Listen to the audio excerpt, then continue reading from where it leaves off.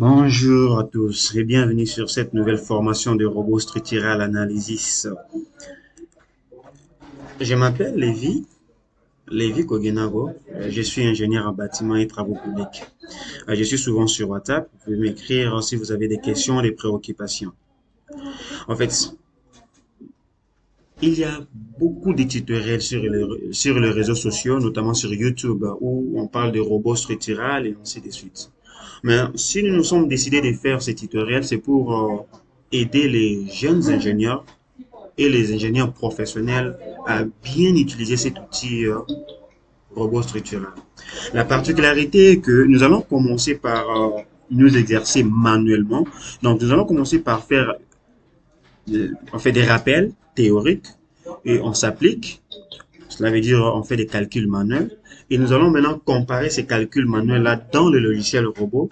Et une fois qu'on est dans le logiciel robot, nous allons maintenant commencer par expliquer certaines options, certaines icônes qu'il y a dans le robot pour mieux utiliser le logiciel. En fait, pourquoi rappeler la théorie et puis s'exercer manuellement? Il y a une notion que j'ai trouvée dans un livre,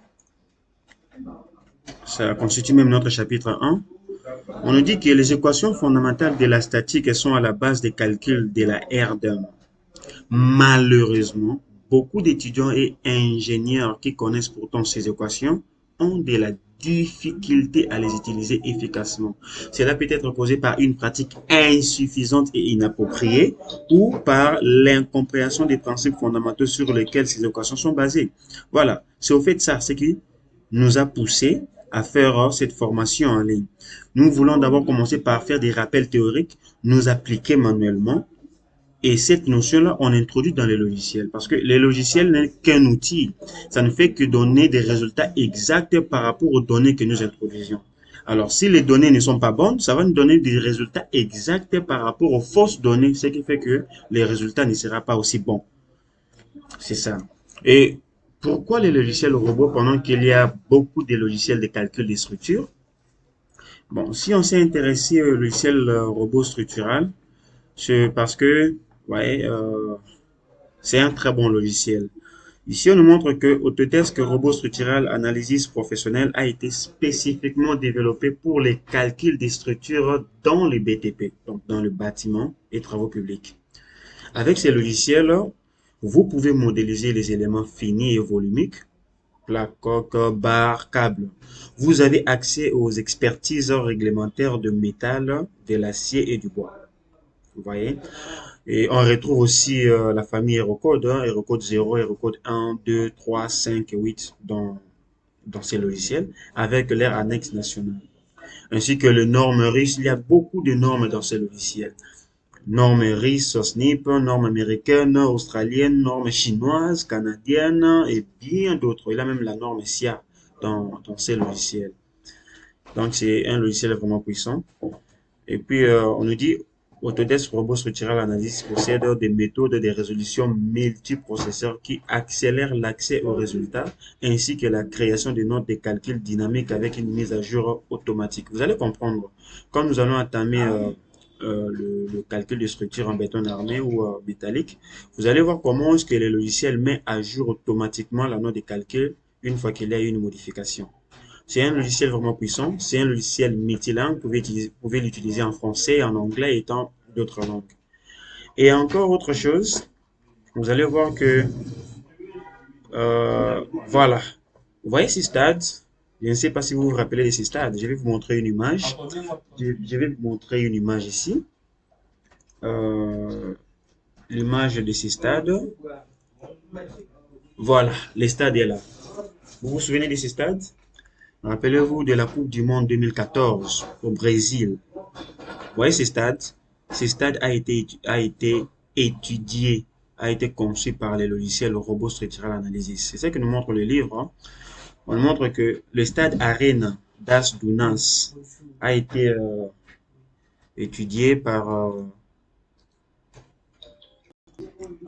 voilà, je disais, le stade Arena, c'est au fait un stade qui a été étudié dans un cabinet d'architecture. Hein, étude réalisée par, comme vous pouvez voir ici, par le bureau Upload avec Autodesk Robot Structural Analysis, c'est Autodesk Revit. Donc en fait, on a conçu ces stades. En fait, la conception architecturale, c'était Revit et la conception structurale, c'était par robot. Donc c'est vraiment un très bon logiciel. Alors soyez connectés, la formation sera tellement intéressante. Je sais que nous allons voir tout au long de cette formation, je l'ai résumé ici. Nous avons le chapitre 1. Nous allons commencer par le rappel de la statique. Le rappel de la statique, nous allons voir la théorie. Nous allons nous appliquer manuellement. Cela veut dire comment calculer les réactions d'appui. Nous allons faire les calculs manuels ensemble avec vous. Et le même résultat, nous allons essayer de modéliser dans le logiciel pour voir s'il y a compatibilité entre les calculs manuels et ce que les logiciels nous proposent. Le chapitre 2, nous allons parler des théories élémentaires de la RDM. Comme on a fait avec le chapitre 1, nous allons rappeler quelques théories. Nous allons nous appliquer manuellement et dans le logiciel. Le chapitre 3, ça sera calcul des structures en béton armé. Toujours la même chose. On va parler de la théorie, application et puis manuel. Application manuelle et dans robot, selon les normes, selon les hérocodes. Hérocode 0, hérocode 1 et 2. Nous aurons conception et analyse sismique d'une structure RP5 en béton armé, toujours selon les hérocodes. Et après, nous avons le chapitre 6. Là, nous allons parler de calcul des structures métalliques, selon les hérocodes. Et le chapitre 7, nous allons parler des ponts. Nous allons voir comment modéliser les ponts avec les logiciels robot structural analysis. Donc, nous allons toujours commencer par rappeler la théorie.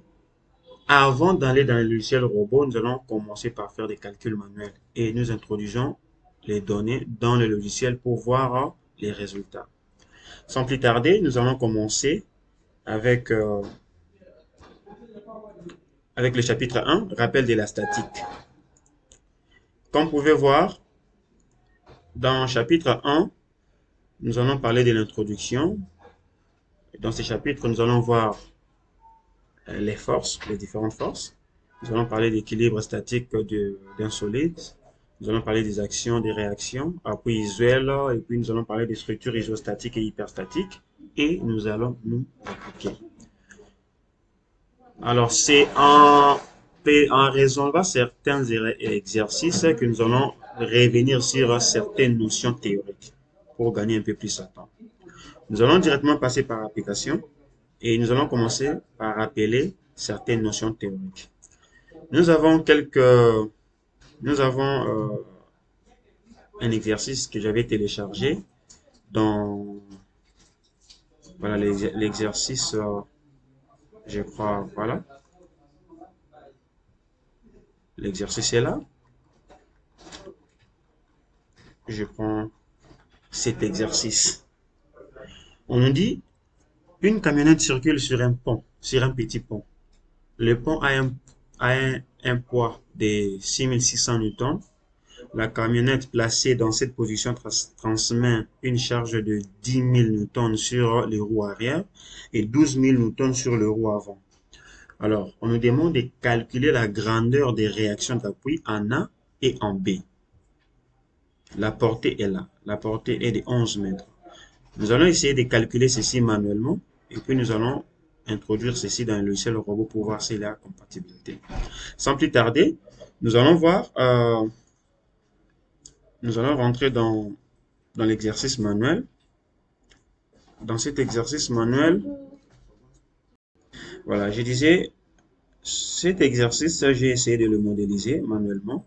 Voilà la structure. Nous allons essayer de calculer ceci, vérifier ceci manuellement ensemble avec vous.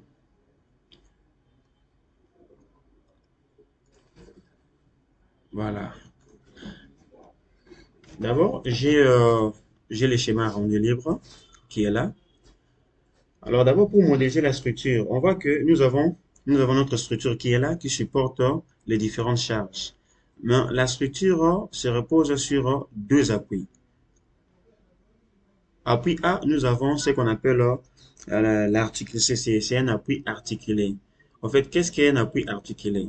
La théorie nous montre que l'appui articulé, c'est un l'articulation est une liaison qui supprime tout déplacement dans le plan du système. Par contre, elle autorise la rotation entre les deux solides en liaison. Donc, quand vous avez l'articulation, c'est que nous avons deux réactions inconnues que nous devons chercher à calculer. Voilà pourquoi vous allez voir dans le schéma rendu libre, on a deux réactions, RAX et RAY. Et ici, appui B, c'est l'appui simple. La théorie nous montre que l'appui simple est une liaison qui supprime les déplacements relatifs suivant une direction entre les solides en contact. Donc nous avons juste une seule réaction que nous devons calculer. Et cette réaction, c'est par rapport au sens de l'Y. Voilà pourquoi ici, nous avons juste une seule réaction, RBY, que nous devons chercher à calculer. Au total, nous avons trois inconnus que nous devons essayer de calculer. Quand nous allons passer à la RDM, je vais vous montrer comment déterminer l'hyperstaticité d'une structure pour voir si, par exemple, une structure est isostatique ou hyperstatique. Alors, la théorie de ces côtés nous montre que, voilà, je suis là. Quand on parle de l'équilibre statique d'un solide, on dit que pour qu'un système matériel soit en équilibre, il suffit que le torsaire des actions extérieures qui lui sont appliquées soit équivalent à 0. Cela veut dire que quand on est en plan, oui, dans le plan, on montre que dans ces conditions, la projection sur les axes des équations du principe fondamental de la statique fournit trois équations scalaires. Donc, qu'est-ce qu'on veut nous montrer par ici? Quand on parle de la statique, généralement, on travaille en deux dimensions. Et quand on travaille en deux dimensions, nous devons chercher à calculer la somme des forces par rapport à l'axe des X et chercher à calculer la somme des forces par rapport à l'axe des Y et la somme des moments par rapport à un point donné. Et c'est ce que nous allons directement utiliser ici. Quand nous regardons notre structure dans les schémas rendus libres, la somme de forces par rapport à X, vous voyez, la flèche qui est là, c'est au fait ma convention. J'ai choisi cette direction comme étant positive. Et la somme des forces par rapport à X doit être égale à 0. Ce qui fait que RAX serait égal à 0. Donc la réaction à ces niveaux, vu qu'il n'y a pas une charge horizontale, la réaction à ces niveaux ne supporte aucune charge. Donc elle est simplement égale à 0. Et nous avons la somme de forces par rapport à Y. Ce sont des forces verticales que nous devons chercher à calculer. La convention est là. La flèche que vous voyez, ça montre ma direction positive. Alors, nous avons déjà RAY qui est positif. Nous avons RBY. Donc, RAY plus RBY. Maintenant, nous avons moins 12 kN. Vous voyez, la charge ici, c'est une charge descendante. Elle est contraire à ma convention de signes. Voilà pourquoi je mets moins 12 kN. Puis j'ai moins 10 kN et j'ai moins 6 kN. Le tout doit être égal à 0. Ça, c'est la première équation que j'ai. C'est une équation que je n'ai pas encore trouvé la réponse. Parce que nous avons des inconnus, RAY plus RBY. Alors, pour trouver la valeur de RAY et RBY, nous devons maintenant chercher d'abord le moment, la somme des moments, et c'est par là que nous allons trouver une des valeurs, soit de RBY, et que nous allons revenir pour introduire dans cette équation. Or, le moment, nous savons que le moment n'est rien d'autre que la force multipliée par le bras de levier. Le bras de levier, c'est la distance, la portée. La convention, ma convention positive est là. Je prends la somme de moments que je vais calculer, ça sera par rapport au point A. Déjà, comme je calcule le moment par rapport au point A, je ne vais pas tenir compte de RAY. Je viens RBY. RBY, par rapport au point A, ça tourne dans le sens de ma convention, tel que vous pouvez voir. Donc, je considère cela comme positif. Comme c'est une force, son bras de levier n'est rien d'autre que la portée qui est de 11 mètres. Voilà pourquoi je prends 11 multiplié par RBY. La deuxième force verticale que nous avons 12 kN. Par rapport au point A, nous voyons que 12 kN tourne dans le sens contraire à ma convention. Ce qui fait que c'est une charge négative. Et quand je prends 12 kN, je multiplie par son bras de levier, ça me donne 6,5 mètres multiplié par 12 kilonewtons. Moins 6,5 mètres multiplié par 12 kilonewtons. Après, j'ai moins 6,6 kilonewtons multiplié par son bras d'élevé qui est 5,5 mètres. Et j'ai 10 kilonewtons que je multiplie par son bras de levier 3,3 mètres. Voilà. On peut essayer de vérifier cela avec un Cartamath. Quand je prends 6,5, je multiplie par 12 kilonewtons, ça me donne 78. 78 qui est là. 78 kilonewtons mètres. Je prends 6,6, je multiplie par 5,5, ça me donne 36,3. Et nous avons 36,3 kilonewtons mètres. Et quand nous prenons 3,3 multiplié par 10 kilonewtons, j'ai 33 kilonewtons. Maintenant, tout ça, je vais diviser par 11. Les 11 ici n'est rien d'autre que le 11 de la portée qui est ici. Normalement, je devais supprimer le 11. Donc, les 11, je le remets ici. C'est en fait comme une équation mathématique. Rappelez-vous, lorsqu'on fait passer le chiffre au deuxième membre, le chiffre change de signe. Alors ici, l'inconnu c'est RBY. Nous voulons maintenant trouver RBY. Qu'est-ce qu'il faut faire? Il faut faire passer tout le chiffre au deuxième membre. Quand on fait passer tout le chiffre au deuxième membre, ça change de signe. Alors, ça me donne cette équation-là. Maintenant, quand je prends 78, je prends 78 plus 36,3 plus 33, que je divise par 11. Vous voyez ce que ça me donne? Ça me donne 13,39. 13,39 qui n'est rien d'autre que 13,4 parce que le 9 là arrondit les 3. Ça devient 13,4. Là, nous venons de trouver RBY. Et je considère cela comme la deuxième équation. Quand je prends la deuxième équation et que j'introduis dans la première équation, ça va nous permettre de trouver maintenant la réaction RAY. Je prends 13,4. Dans cette équation, je commence à remplacer. J'ai RAY plus 13,4 moins 12 moins 10 kilonewtons et puis moins 6 kilonewtons égale à 0. RAY serait égal à, vous allez maintenant voir que tous ces chiffres, je les fais passer au deuxième membre. Je fais passer au deuxième membre et ça change de signe. J'aurai le 12 kilonewtons qui était négatif, c'est maintenant positif. Les 10 kilonewtons et les 6,6 kilonewtons qui étaient négatifs, ils sont maintenant positifs. Et les 13,4 qui étaient positifs deviennent négatifs.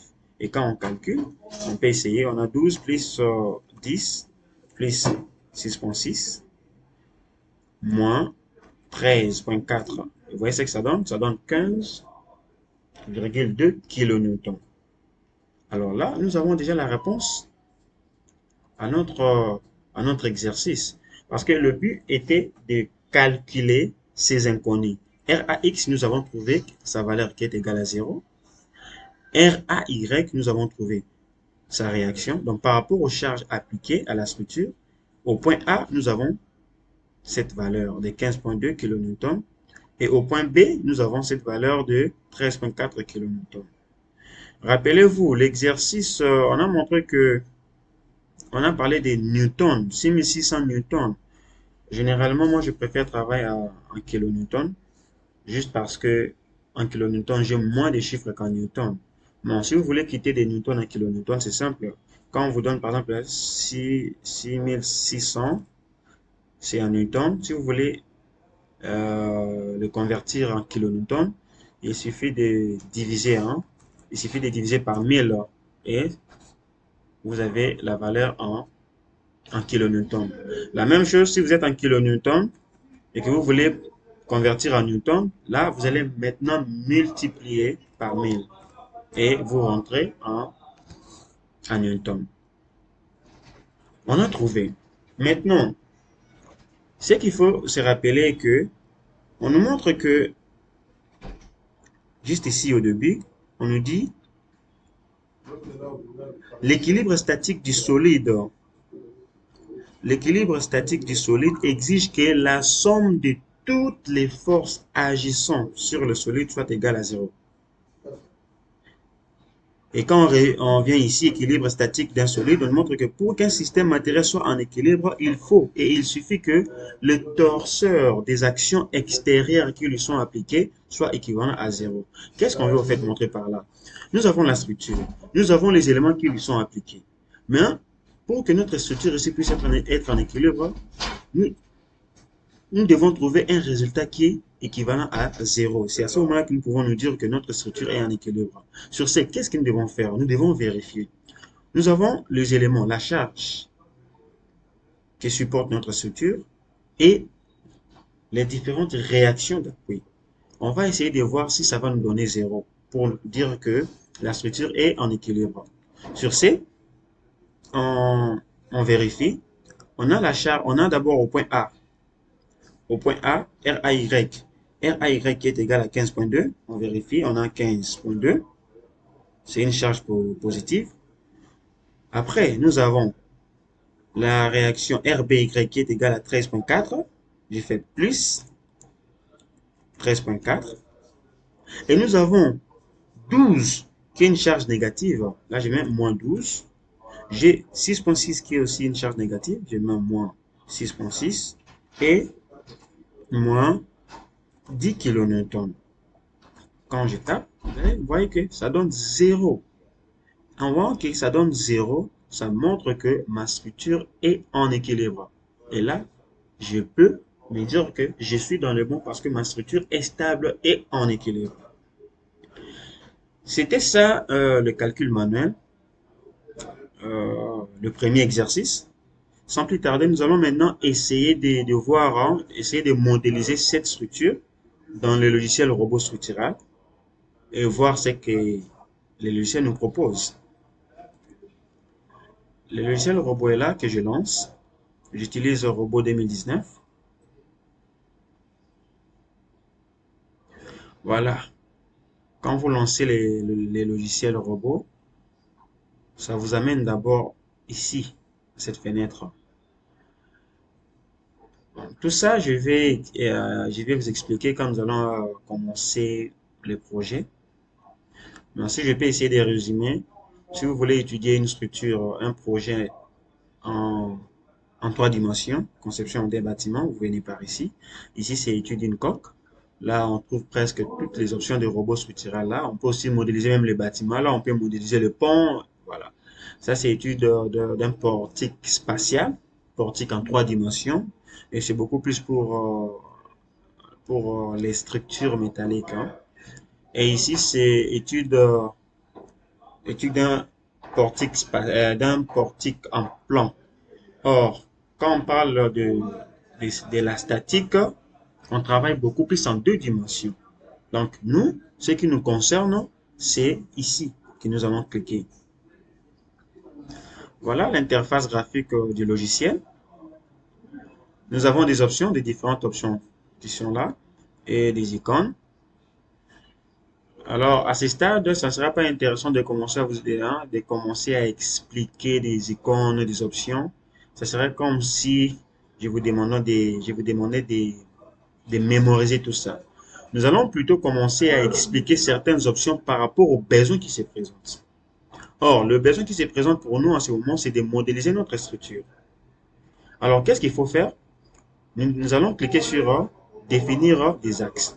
En fait, c'est quoi? Si vous regardez d'abord cet espace de travail, vous allez voir comment est-ce que c'est. Vous voyez, il y a des échelles ici. Sauf que on ne peut pas travailler comme ça, venir juste commencer à placer la structure. Ça va nous donner de, vous voyez, il y aura des incohérences. Alors, ce qu'il faut faire, il faut se donner des points de référence. Des points de référence, des lignes de construction auxquelles nous allons nous baser sur ces lignes-là pour placer nos structures. Sur ce, nous venons d'abord dans définir des axes. Dans définir des axes, nous avons X et nous avons Y. Qu'est-ce que ça veut dire? Vous voyez dans l'exercice, nous avons travaillé en 2 dimensions. Nous avons travaillé selon les axes des X, l'axe horizontal, et les axes des Y. Maintenant, ici dans le logiciel robot, à la place des Y, nous avons plutôt Z. Ce n'est pas du tout compliqué, vous allez comprendre. Comprenez seulement que à la place des Y, ça sera maintenant Z dans le logiciel robot. Je viens, quand je suis en X, position 0, 0, on a répété X. Répéter X, ce n'est rien d'autre que répéter la travée. Qu'est-ce que cela veut dire? Vous voyez, cette structure a trois travées. Trois travées. Ou si on peut entrer ici, vous allez voir que nous avons trois travées ici. La première travée, c'est de 3,3 mètres. Deuxième travée, 3,2. Et la troisième, c'est 4,5 mètres. C'est au fait, ça a des X. Là, on a dit répéter X. Non. Si ici, on avait 3,3. Ici, nous avons, si ici, c'était aussi 3,3.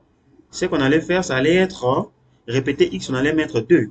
Mais comme ce sont des travées uniques, là, ce que nous allons faire, c'est répéter X une fois. La valeur qui est de l'espacement qui est de 3,3. Je fais ajouter. On est à 3,3 mètres. Donc, ici, il y a eu un problème. Je supprime le tout d'abord. Je viens à partir de la position 0, répéter X une fois, l'espacement de 3,3.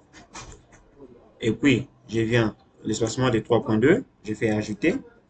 Et nous avons l'espacement de 4,5. Je fais ajouter. Ce qui me fait 11 mètres, la portée totale. Je viens dans Z.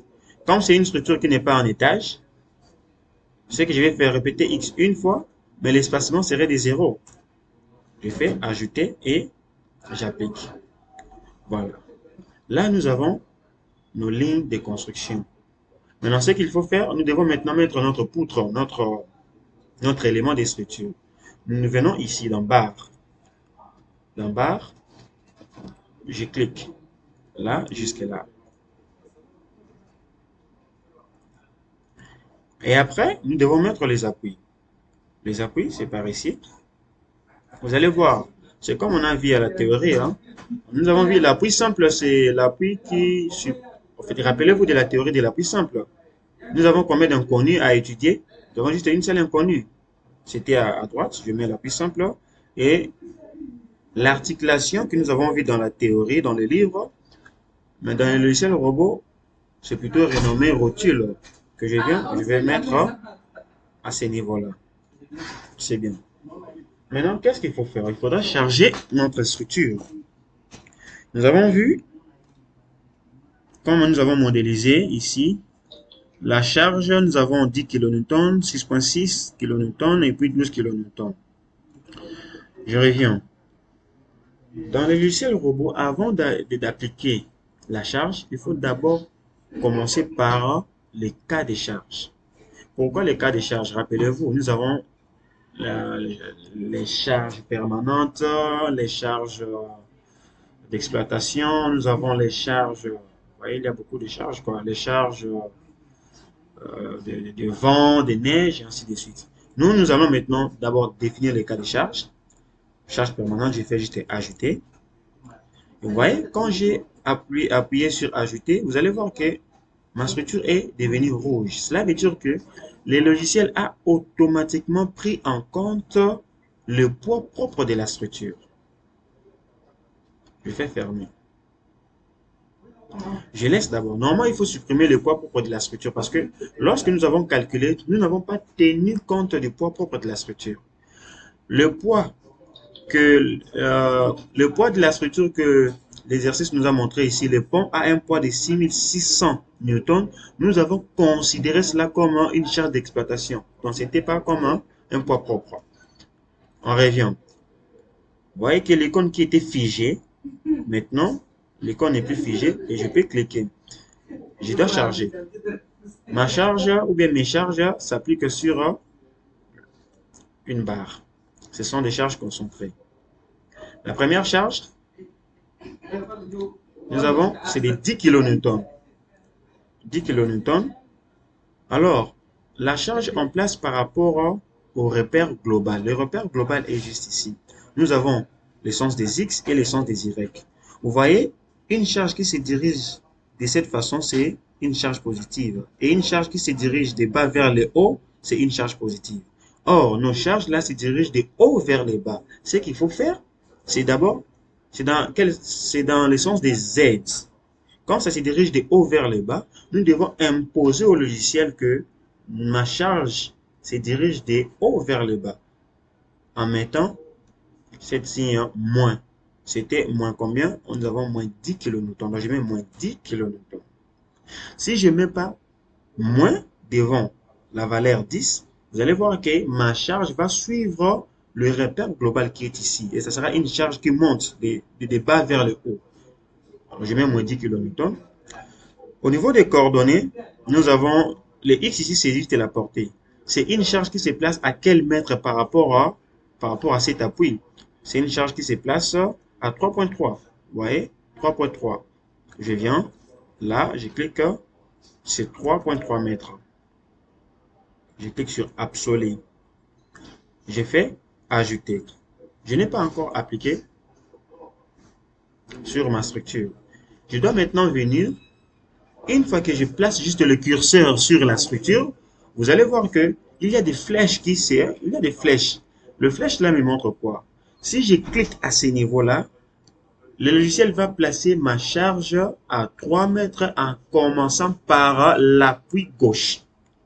Si je venais de ce côté, vous voyez que la direction de la flèche change. Cela veut dire que le logiciel va placer ma charge à 3.3 mètres à partir de l'appui droite. Or, notre charge se place à 3.3 mètres à partir de l'appui gauche. Donc, je place par là. Voilà la charge qui est là. Après, j'ai la deuxième charge qui est de 6.6. 6.6 kN, ça se place au milieu de la structure, donc à 5.5 mètres. Je reviens là. Je mets moins 6.6 kN. C'est placé à 5.5 mètres. Je fais ajouter et je clique. Et après, j'ai la dernière charge qui est de 12 kN. Je viens 12 kN, je mets moins 12 kN. C'est une charge qui est placée, c'est placé à 4.5 mètres. Je prends ici 4.5 mètres. Je mets 4.5 mètres. Or, c'est placé à 4.5 mètres par rapport à cet appui B. Je viens par ici, je clique et vous voyez, ça place ma charge à ce niveau-là. Et c'est tout. Là, nous avons modélisé notre structure. Et généralement, dans le robot, après avoir appliqué les charges, ça disparaît. Si vous voulez revoir ces charges, vous venez juste ici, vous cliquez et vous allez voir que les charges réapparaissent. Et quand vous cliquez sur description des valeurs de la charge, vous voyez, les charges sont là. Donc là, nous venons de modéliser notre structure. Vous allez voir, la structure est là et nous l'avons modélisée dans le logiciel. Qu'est-ce qu'il faut faire? À ce stade, on peut maintenant lancer les calculs. Or, vous voyez que notre barre est rouge. Cela veut dire que le logiciel a pris en compte le poids propre de la structure. Si on calculait comme ça, nous allons trouver d'autres résultats par rapport à ce que nous avons calculé manuellement. Parce qu'il y a une charge de plus qui s'est ajoutée. Il faudrait maintenant supprimer cette charge-là. Parce que nous sommes en train d'utiliser cette poutre juste comme une fibre moyenne qui n'a pas de charge. On n'a pas considéré le poids propre. Sur ce, on vient dans chargement et tableau chargement. Toutes nos charges appliquées à la structure sont là.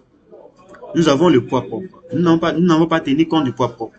Qu'est-ce qu'on fait? On clique à ce niveau-là et au niveau des claviers de l'ordinateur, vous appuyez sur Delete. Et là, vous avez supprimé la charge. Et vous allez maintenant voir que les charges qui sont activées, la barre n'est plus rouge. Et à ces moments, à ce stade, on peut maintenant lancer les calculs. C'est fait.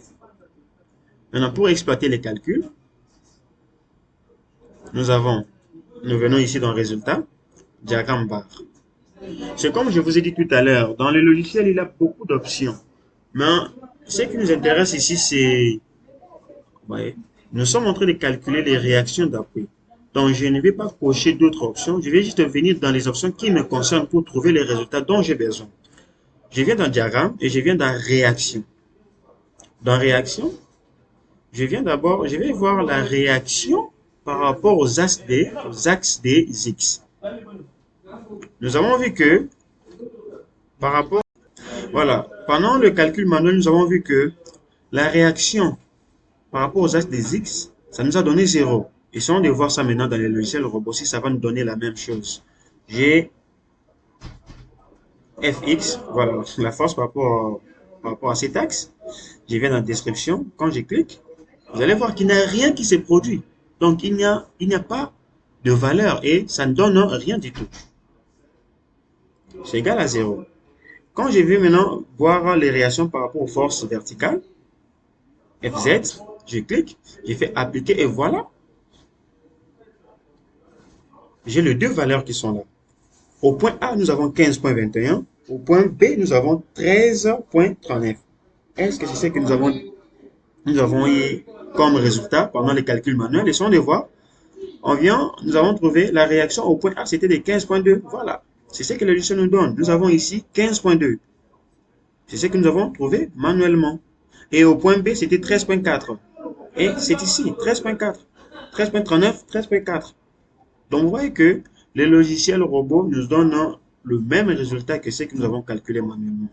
Vous voyez un peu la particularité de cette formation, c'est vous pouvez calculer manuellement et vérifier dans les logiciels robots.